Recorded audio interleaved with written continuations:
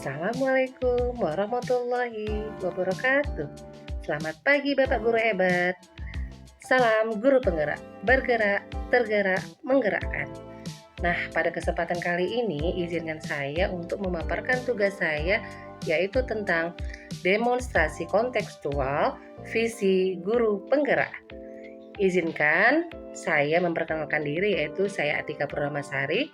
Saya adalah calon guru penggerak angkatan 9 dari Kabupaten Langkat, Provinsi Sumatera Utara.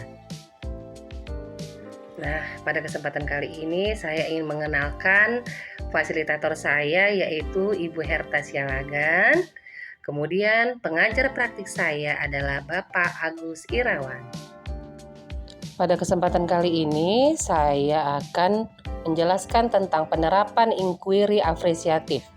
Inquiry apresiatif atau IA dikenal sebagai pendekatan manajemen perubahan yang kolaboratif dan berbasis kekuatan 1A.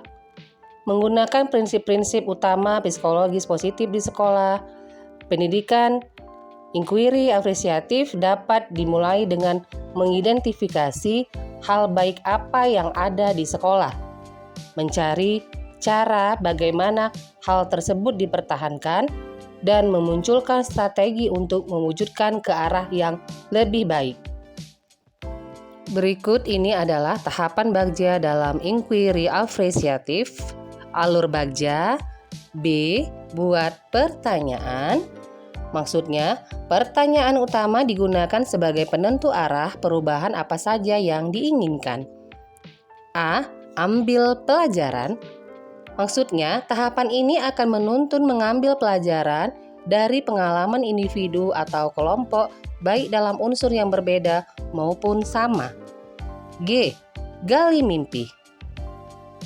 Pada tahap ini, komunitas sekolah akan menggali mimpi sebagai keadaan ideal yang diinginkan dengan digambarkan secara rinci melalui sebuah narasi.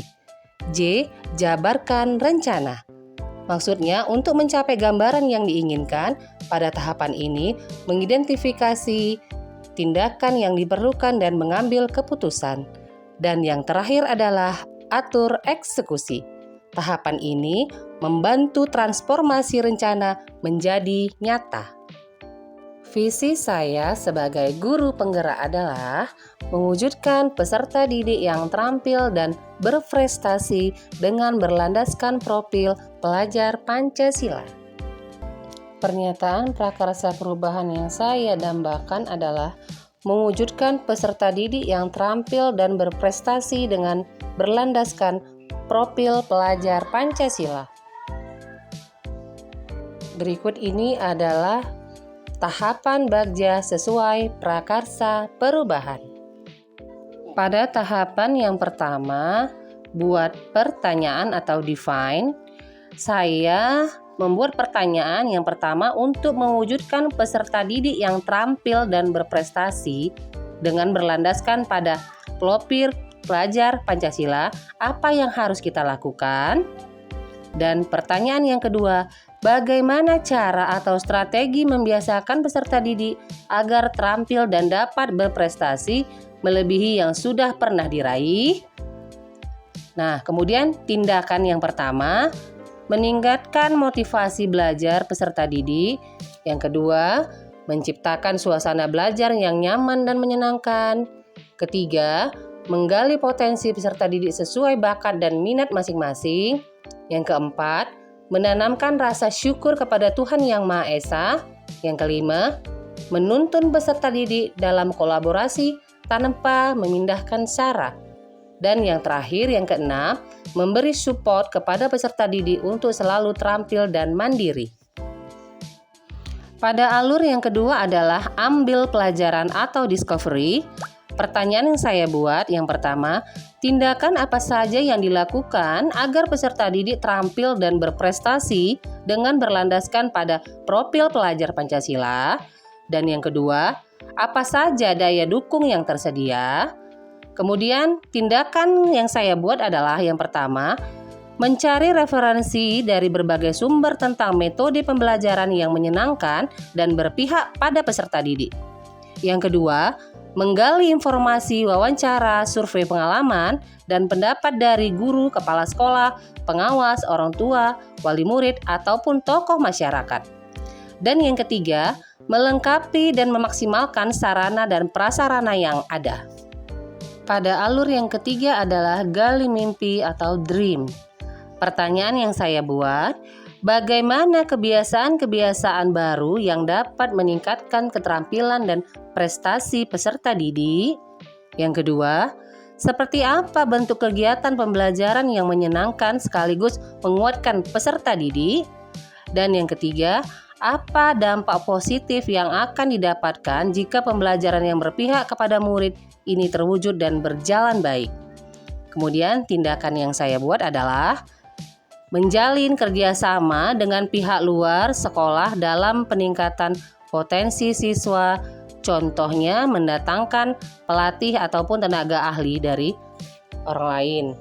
Kemudian yang kedua, pembelajaran yang menyenangkan dan tidak melibatkan unsur kekerasan. Ketiga, pembelajaran yang selalu inovatif dan memberikan pengalaman belajar yang baik kepada murid. Yang keempat, memanfaatkan media digital dalam kegiatan pembelajaran. Yang kelima, menuntun peserta didik untuk berkreasi dan berinovasi sesuai potensi masing-masing. Dan yang terakhir, peserta didik menjadi kreatif, terampil, dan mandiri. Pada alur yang keempat adalah jabarkan rencana atau desain.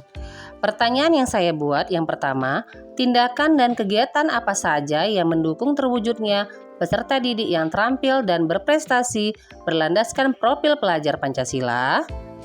Yang kedua, bagaimana menjaga konsistensi dan semangat baik guru maupun peserta didik untuk dapat terus membimbing peserta didik agar berprestasi dan terampil? Tindakan yang saya buat adalah yang pertama, merinci dan menetapkan kegiatan apa saja yang wajib diberikan dalam mewujudkan peserta didik yang terampil dan berprestasi. Yang kedua, mengajar dengan beberapa model dan media pembelajaran yang inovatif. Ketiga, memanfaatkan teknologi digital dalam kegiatan pembelajaran. Yang keempat, mengoptimalkan kinerja ekstrakurikuler sebagai wadah aktualisasi siswa. Dan yang kelima, melakukan pembimbingan intensif kepada peserta didik dalam perlombaan. Dan yang terakhir, yang keenam, memberikan apresiasi atau reward pada guru pembimbing ataupun peserta didik yang berprestasi dan terampil. Dan pada alur yang kelima adalah atur eksekusi atau deliver. Pertanyaan yang pertama, siapa yang bisa mengarahkan dan memantau saya dalam mewujudkan peserta didik yang terampil dan berprestasi berlandaskan profil pelajar Pancasila? Yang kedua, siapa saja yang akan terlibat dan bertanggung jawab dalam mewujudkan rencana ini? Kemudian, tindakan yang saya buat adalah yang pertama, mengajak rekan guru, kepala sekolah, pengawas, orang tua untuk mau reservasi dan mengevaluasi hal yang sudah dikerjakan setiap semester. Yang kedua, melakukan refleksi dan evaluasi bersama rekan guru. Dan yang ketiga, semua stakeholder sekolah dapat terlibat dan bertanggung jawab penuh sesuai tugas pokok masing-masing dalam pencapaian tujuan bersama. Demikianlah tugas saya tentang demonstrasi kontekstual pada modul 1.3, yaitu tentang visi guru penggerak. Terima kasih, salam sehat dan bahagia. Salam guru penggerak. Assalamualaikum warahmatullahi wabarakatuh.